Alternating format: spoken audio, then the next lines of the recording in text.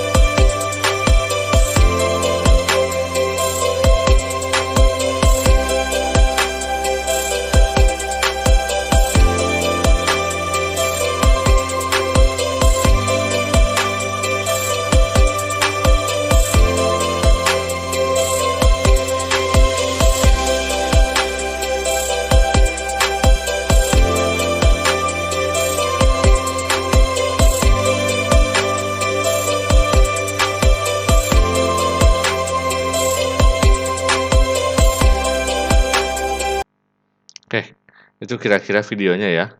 Ya, moga-moga musiknya nggak kena copyright YouTube ya. Oke, langsung saja saya akan jelaskan. Ya, ini refreshing dari materi sebelumnya. Reaksi di sintesis isobutil aldehid ini.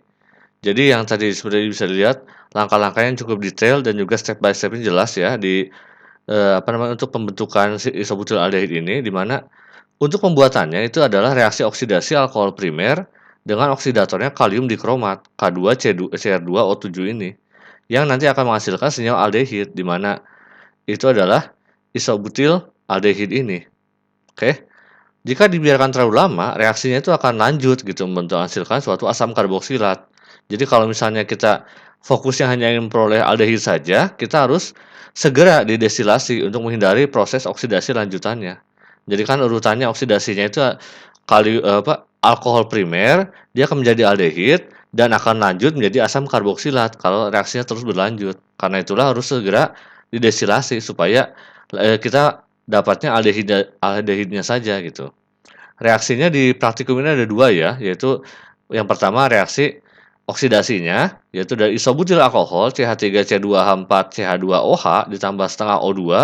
O2 ini dari reaksi kalium dikromat dengan H2SO4 menjadi 3/2O2 ditambah H2Cr2O4 ditambah K2SO4.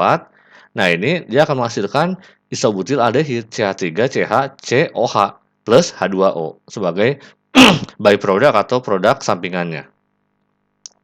Oke, itu untuk reaksi dan juga reaksinya, kesetaraan reaksi dan juga reaksi apa saja yang terjadi dalam sintesis isobutil aldehid ini. Next adalah alat dan bahan di praktikum ini. Jadi untuk alat yang digunakannya, ya seperti yang bisa dari video tadi ya, ada labu bundar leher 2, 1, destilasi set, 1 set, kondensernya 1 set, gelas kimia, termometer, penangas minyak, pengaduk, spatula, pipet ukur, bola karet, dan gelas ukur. Dan bahan yang digunakannya, yang pertama bahan bakunya adalah isobutil alkohol 26 ml, kalium dikromat kristal yang oranye tadi 16 gram, asam sulfat pekat 12 ml, ini harus hati-hati ya, yang dicampurkan aquades 85 ml, dan es untuk mendinginkannya secukupnya gitu. Oke, ini untuk alat dan bahannya. Untuk praktikum sintesis isobutil aldehid ini, berikutnya adalah prosedur kerjanya. Ya, kira-kira seperti ini, simpel saja. Karena yang dilakukan utamanya adalah destilasi. Jadi yang pertama tentunya kita siapkan dulu peralatan destilasinya ya. Lalu kita masukkan 26 ml isobutil alkohol yang merupakan bahan bakunya ke dalam sebuah labu leher 2 yang berukuran kira-kira sekitar 500 ml. Lalu kita siapkan campuran dalam beker gelas tadi, 16 gram K2CR2O7 kalium dikromat kristal, 85 ml aquades, dan 12 ml asam sulfat pekat yang kemudian didinginkan gitu ya, dicampur dan dinginkan gitu. Setelah dingin, lalu kita campurkan campuran antara kalium dikromat, aquades, dan asam sulfat ini ke dalam labu leher 2 yang ada isinya isobutil alkohol. Dari situ langsung kita destilasi dengan suhu sekitar 120 sampai 140 derajat Celcius menggunakan penangas minyak. Nah, gas yang ditimbulkan itu kemudian ditampung di dalam ini labu Erlenmeyer ya, bukan air. Jadi intinya kita didestilasi lalu masukkan ke labu Erlenmeyer yang kemudian diambil gitu hasilnya. Berikutnya adalah hasil pengamatan. Kira-kira seperti ini jadi yang bisa didapatkan. Jadi ketika kita memasukkan 26 ml isobutil alkohol ke dalam labu bundar leher 2 500 ml, yang kita dapatkan adalah bahwa isobutil alkohol itu tidak berwarna tapi berbaunya tajam gitu. Lalu ketika kita menyiapkan dalam beker gelas kalium dikromat plus H2O plus H2SO4, larutan akan terbentuk larutan berwarna oranye dan reaksi yang terjadi adalah reaksi eksoterm, di mana ada sebagian kalium dikromat yang tidak larut. Campurannya kemudian dimasukkan ke dalam labu bundar leher 2, kemudian didestilasi dengan suhu 120 derajat sampai 140 derajat, di mana larutan yang pertama itu akan berwarna oranye, destilatnya itu akan mulai menetes pada suhu 80 derajat, destilatnya bening dan berbau menyengat. Nah, ini yang agak saya heran, ini mulai menetes di 80 derajat dan memang titik didihnya itu untuk yang destilat ini 80 derajat, tapi dilakukan destilasi di suhu 120 derajat sampai 140 derajat Celcius. Ini over sih jelas. Jadi kemungkinan kalau seperti ini, kondisinya bakal banyak air yang ikut masuk gitu. Oke, itu analisa saya gitu dari hasil pengamatan ini. Berikutnya adalah didinginkan dan diukur volume destilatnya. Lalu didapatlah volume isobutil aldehid yang didapat sebanyak 3 ml. Nah, tapi di sini volumenya hanya 3 ml saja, sama seperti video tadi, cuma dapat 4 ml saja gitu. Jadi memang kemungkinan kalau di suhu 80 derajat dapatnya mungkin lebih kecil dari ini karena airnya nggak ikut masuk dan otomatis volume yang didapatkannya kecil sekali gitu. Oke? Jadi mungkin itu alasan kenapa didestilasi suhunya over dari suhu titik didihnya, di mana ini mulai di suhu 80 derajat, tapi kita destilasi di suhu 120 sampai 140 derajat Celcius.